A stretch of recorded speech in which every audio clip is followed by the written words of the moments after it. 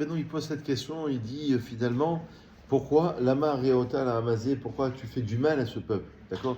C'est la fin de Shemot, c'est le début de Vaïra.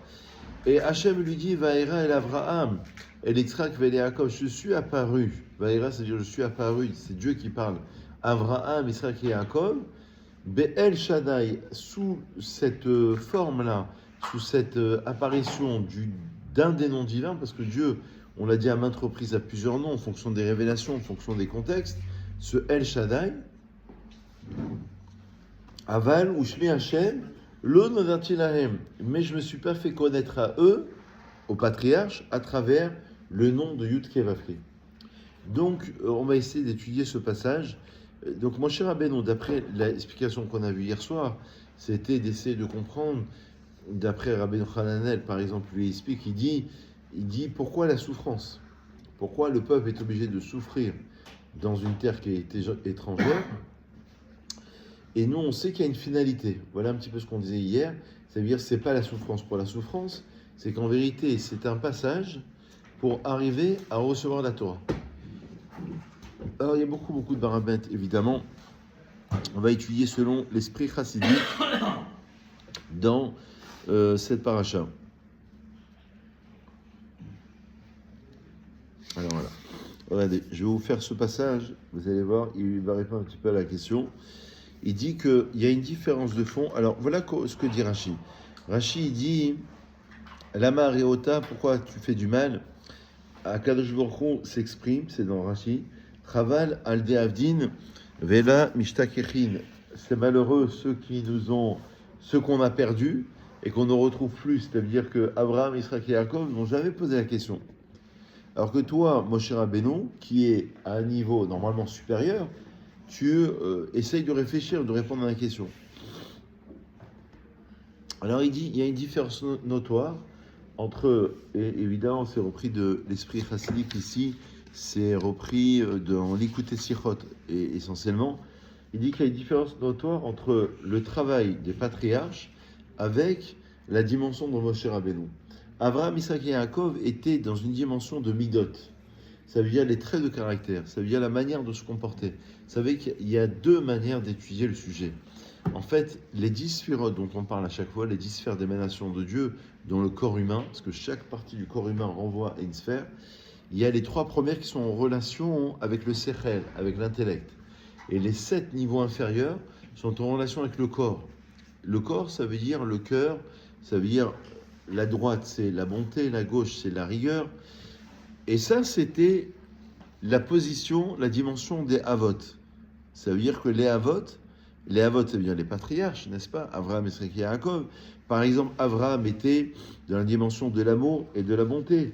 Yitzhak était plutôt dans l'axe de la rigueur.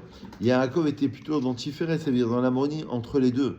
Alors que Moshe Rabbeinu, pourquoi il pose la question? Et pourquoi eux ne posent pas la question? C'est que eux étaient dans une dimension d'attachement pour l'attachement, de l'amour pour l'amour, sans poser de questions. C'est au niveau des midot. Alors que Moshe, dans sa réalisation, dans son âme, il est à un niveau du sechel. Il est dans la Kabbalah du Harizal, dans le da'at de Za. Ça veut dire, le da'at, c'est l'intention, la position de comprendre, d'intelliger les choses, de rationaliser les choses. Donc il veut essayer de comprendre. Et on a expliqué hier que la Gemara dit dans Brachot qu'il n'a pu percevoir Moshe Rabbeinu que le dos des téphilines, mais pas le devant des téphilines de Dieu. Alors c'est une image évidemment. Le dos, ça veut dire qu'il arrive à percevoir jusqu'à un certain niveau. Vous savez que les deux lanières représentent la dualité, le bien et le mal, mais les deux se retrouvent au niveau du nœud qui est serré derrière la tête, ça veut dire au niveau de l'union entre les deux. Donc ça, c'est Moshe Rabbeinu. Il le dit dans ces termes. Écoutez Sichot, au nom du Rabbi. Il dit, Moshe Rabbeinu aya bedarga shel chorma. Lui, il était dans la chorma. Je vous ai dit tout à l'heure. C'est le da'a de Za. Il est dans le da'a, dans l'esprit de vouloir comprendre, intelliger les choses. Donc, c'est la raison pour laquelle il explique Rashi.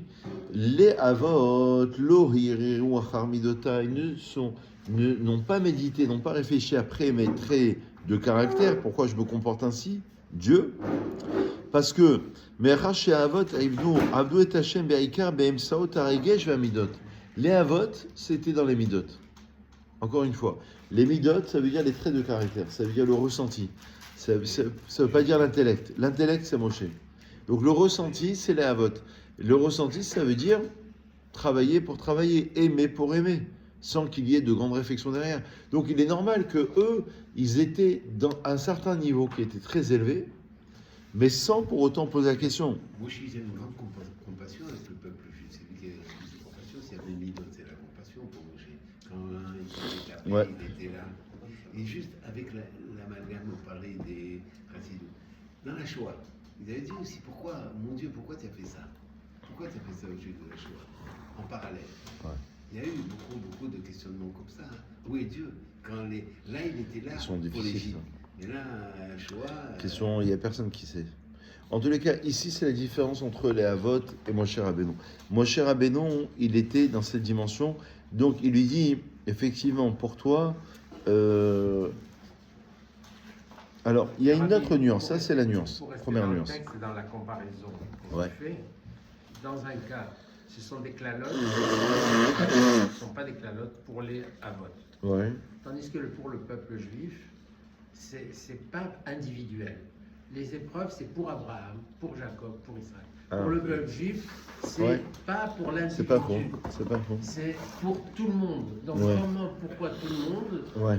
subit finalement, on Ouais. dit les coups pour grandir, bon d'accord, mais c'est pas tout à fait sur le même plan. C'est pas le même plan. Alors, il y a une autre différence aussi notoire entre Abraham et Moshe Rabbeinu. Abraham, Yitzhak et Yaakov, Moshe. Donc, premier verset de la paracha, il n'est pas évident ce premier verset. Il dit, je suis apparu à Abraham, Yitzhak et Yaakov sous le nom de El Shaddai, mais mon nom, Yudke Vavke, je ne me suis pas fait connaître à eux. À l'époque des Avot, Abraham, Yitzhak et Yaakov, deuxième différence. L'Ifne Matan Torah, avant le don de la Torah, parce qu'on était avant le don de la Torah, Ayagilo Yaeloki Marolam Bedargen et Mocha Yoter. Le dévoilement de Dieu était un niveau inférieur.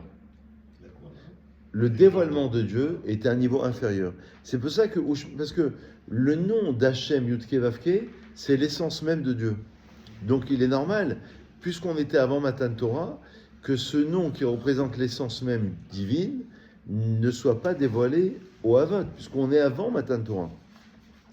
Benikudat Mavadzo Tzedeket Taranotzo Shel Moshe Shken Memasav Zo Avodat Hashem Nolilacha Mishte Derechim Dera Sechel Derechim Midot. Mais maintenant qu'on arrive au Matan Torah, il y a un nouveau nom de Dieu qui apparaît, nouvelle révélation. Comme si que tu dis dans ta vie, tu es passé d'un niveau à un autre niveau.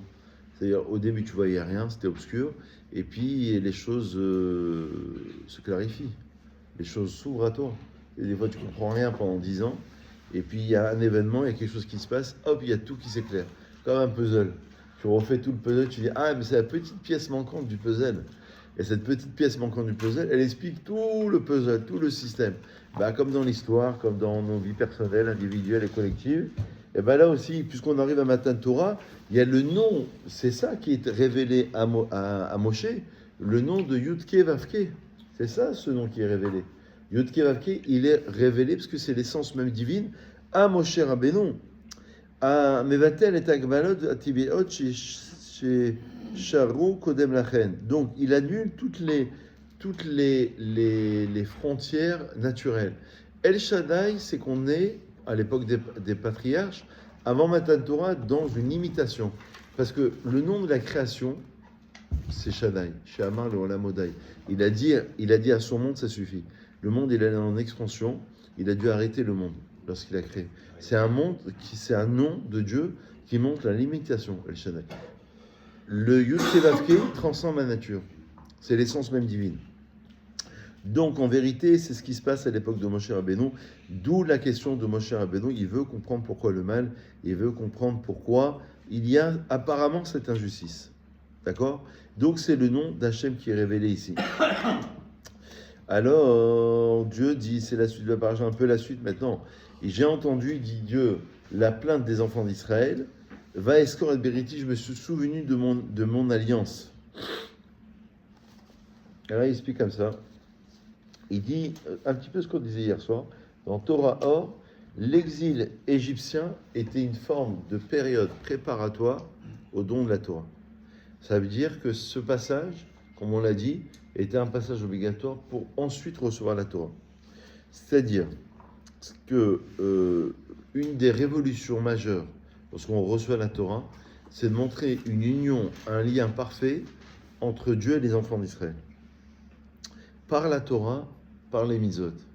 Ça veut dire que lorsqu'on reçoit la Torah, en vérité, il se passe quelque chose de grandiose, c'est qu'on peut comprendre, qu'on peut atteindre un lien intrinsèque entre le Créateur et la créature, entre Dieu et les enfants d'Israël.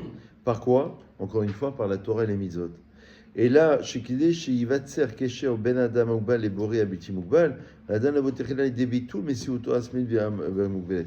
C'est magnifique, parce que comment tu peux te relier à l'être qui est infini?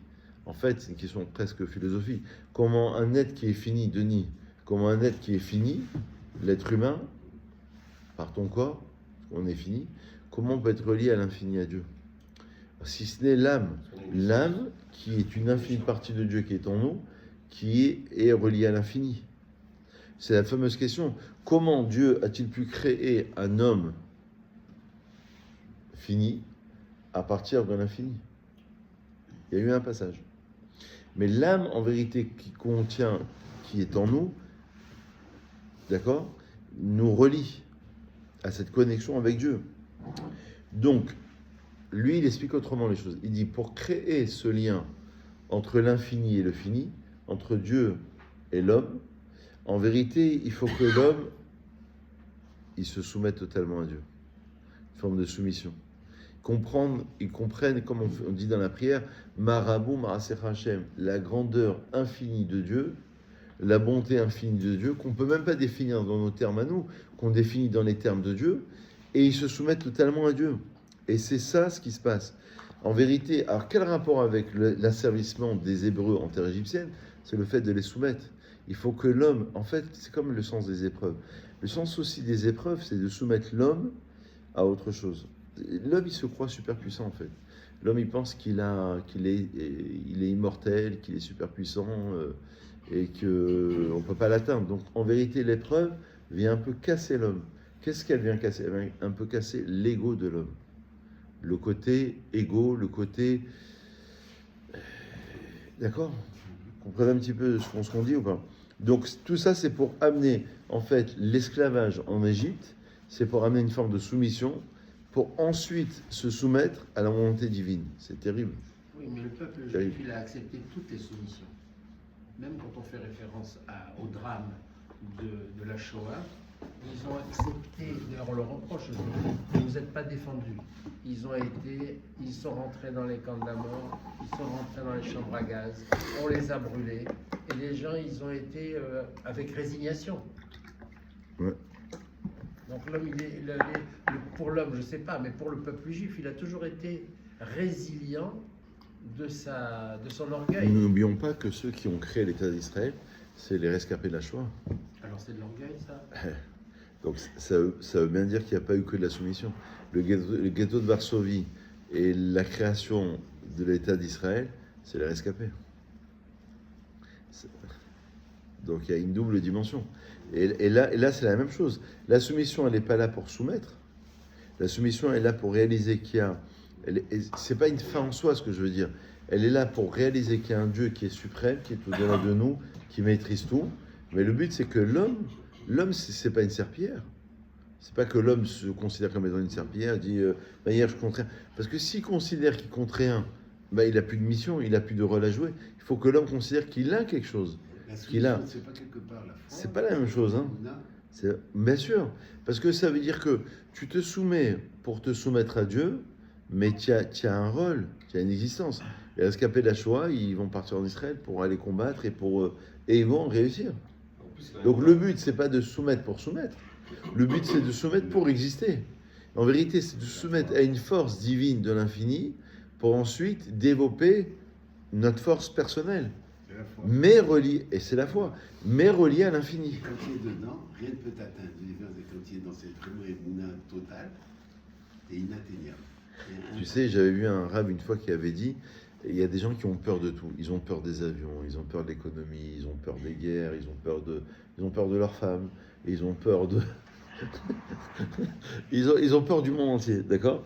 Alors il dit, celui qui a la crainte de Dieu, il a peur de rien.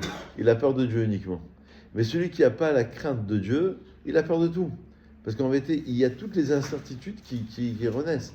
Celui qui se soumet à Dieu, donc vous comprenez ce que je veux dire, c'est pas se soumettre pour ne plus exister, alors sinon c'est ça qu'on existe, c'est se soumettre pour exister au contraire. Mais c'est-à-dire je me soumets à Dieu, mais ensuite je dois développer ma force personnelle.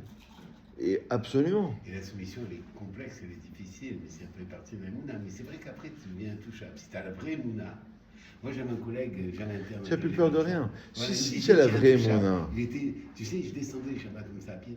Il me disait, tu es intouchable avec ton truc. Il me dit, votre truc, oui, quand tu as la vraie Mouna. Mais tu l'as pas toujours au même niveau. Hein. Ça peut être fluctuant dans le temps. Moi, je pense que la Emouna, c'est quelque chose qu'on travaille. La Emouna, c'est la foi en Dieu. C'est quelque chose qu'il faut travailler. Il y a des livres qui ont été écrits, des cours qui ont été donnés. Et c'est quelque chose qui se travaille toute la vie, je pense. C'est quelque chose qu'on fait grandir. Mais le but de la Emouna, c'est qu'une fois que tu as la crainte de Dieu, tu as la présence de Dieu, tu n'as plus peur de personne. Tu n'as plus peur des événements. Parce que tu sais qu'il y a un boss. Et tu sais que toi aussi, tu as une réalisation. Et il faut que tu réalises ta propre réalisation. Sinon, ça ne vaut plus rien d'exister. Alors pourquoi exister? D'accord. Oui. Oui, bien sûr. Bien sûr. Il y a la foi et la confiance. Tu as raison. Razak, Jonathan. Tu t'es réveillé, c'est bon. Alors. Donc, il explique comme ça. Il dit donc le but, c'est l'exil, c'est le passage. Donc c'est ça la réponse. Alors, on dit Dieu, vous avez encore 3 minutes ou pas? Allez, 3 minutes, on conclut.